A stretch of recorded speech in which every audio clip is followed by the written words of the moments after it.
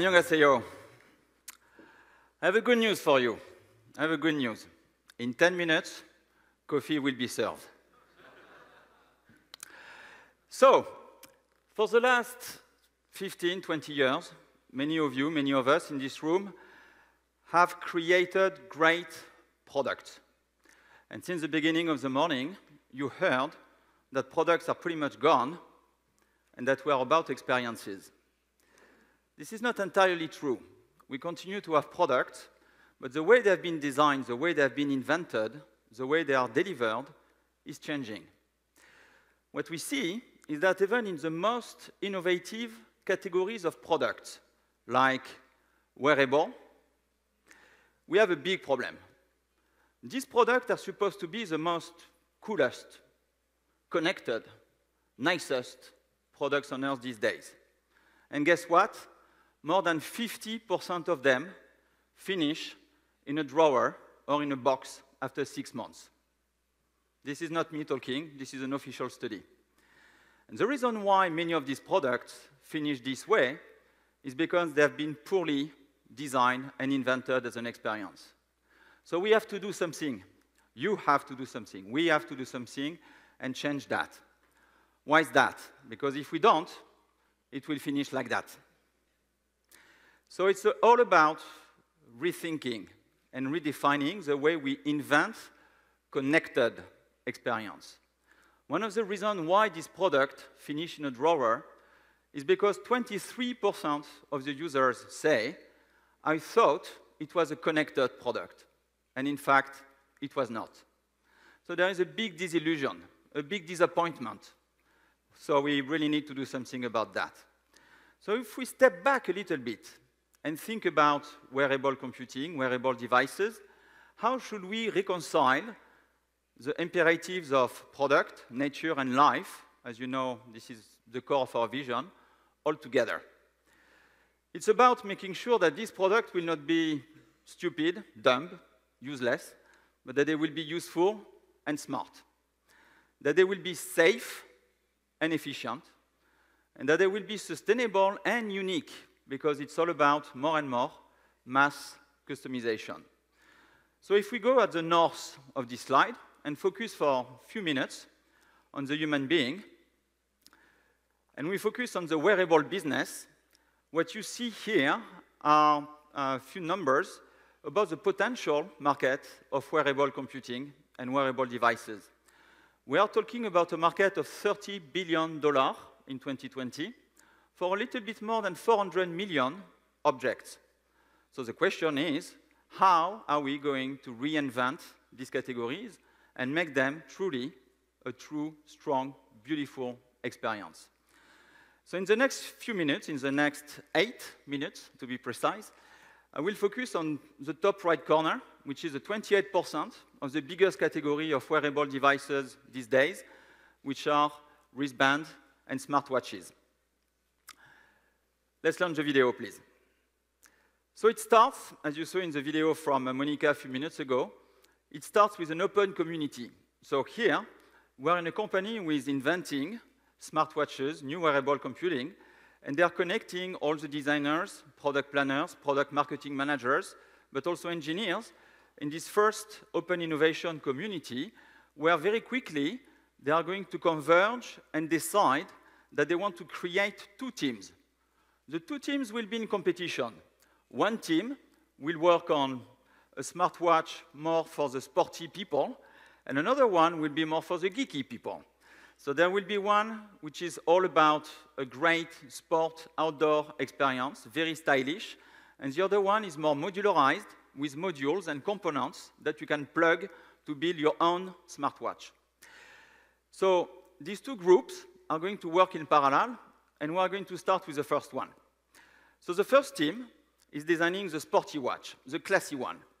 So the designers go in CATIA very quickly in Imagine and Shape, in natural sketching. And thanks to the library of material, colors, trims that come built in the 3D Experience platform, they can have a first look at it. They can print it on a Stratasys printer. They can connect in the cloud and start to converge as a team, not only on the design, but also on the first marketing material, the first visuals that they are going to use. And at that point, nothing has been manufactured. But look at that. You have a pretty good view, a very, very good view of what this product could be. Here again, we are in CATIA. It gets better, because you have the systems architect here who are going to work together as a team and start to work on the functional module. They are going to define the key functions of this smartwatch: night and sleep mode, multi-sport mode, navigation, water resistance. But they will also define as a system the logical module, especially the communication module.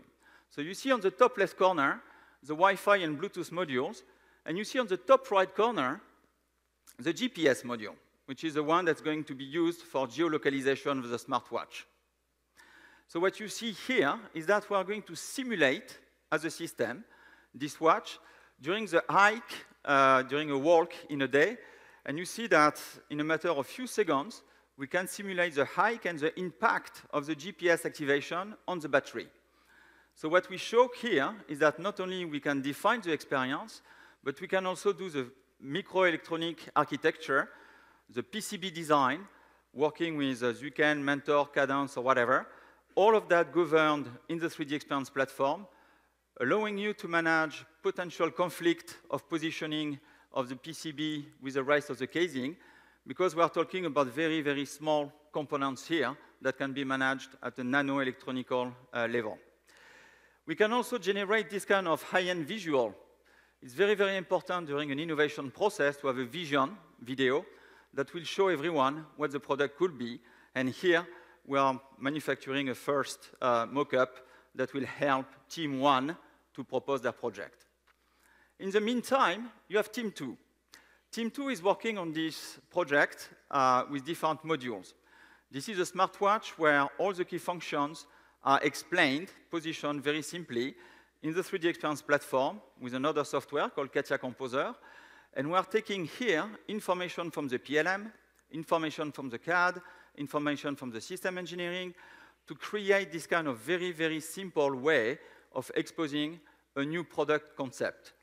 Because in the early phases of design, as we saw before, this is really important to converge and make sure that everybody understands what's going on. Everybody will be the designers, but will be also the electronic engineers. So here, for example, we are going to test the connectivity between the module of the SD card and the module of the GPS. But you saw that you need to have connectors. And the connectivity here is a tricky problem to solve. So a few months back, Dassault Systèmes bought a company called CST, who is a company who is a leader in the world of electromagnetism and radio frequency simulation. And what we show here is how we connect not only the categories of products that are mechanical and electronics, but also the very, very specific capabilities that we have in radio frequency and electro simulation. So here, we are checking the data signal, the data integrity, and the signal integrity in the same platform. But this smartwatch, sometimes, is removed from your arm when you are taking a shower, when you are going outside, when you are doing some activities, and we still want to check that the smartwatch will receive a 4G or 5G network signal. So to do that, we are going to check, as a mechanical and electrical, in this case, an electronic engineer, we are going to check two configurations of different antennas. So you have one antenna on the left and another one on the right, and the engineer checks very quickly that the one on the right is going to do the job for the kind of experience that they want to deliver. So here again, we're in the 3D Experience platform in Simulia with this technology called CST. So now we are going to remove virtually the arm, thus removing the antenna effect, and see what's going on. And you see that the frequency got detuned, which means that the experience will not be the one we want. So we will need to do some work again. We can obviously test all the physical shocks that will happen on this smartwatch, how the different modules will be impacted, how the electronics could potentially be damaged. And once again, at that stage, no product has been built at all. We are fully virtual. The challenge with this kind of product is that you need to be compliant. You need to be compliant with EMC and EMI regulation, especially one called specific absorption rate to ensure that not only your equipment is powerful, but that this is also safe for human beings. Here again, we are the only platform in the world who can concurrently simulate in the same environment a human body and an electronic product. And what you see here is a demonstration of the absorption of watts per kilo in a human arm to check if we are compliant or not with the regulation and the health constraints that can exist. As a simulation engineer, I share all of this information in the same platform, and I will correlate the mechanical concepts that I have on the right, all the testing and simulation I've done on the left, and I'm going to open the results for a discussion with the rest of the team. So all the engineering team at once will be able to collaborate real-time with the latest results, with the latest data. This is very, very powerful. That's changing a lot of things.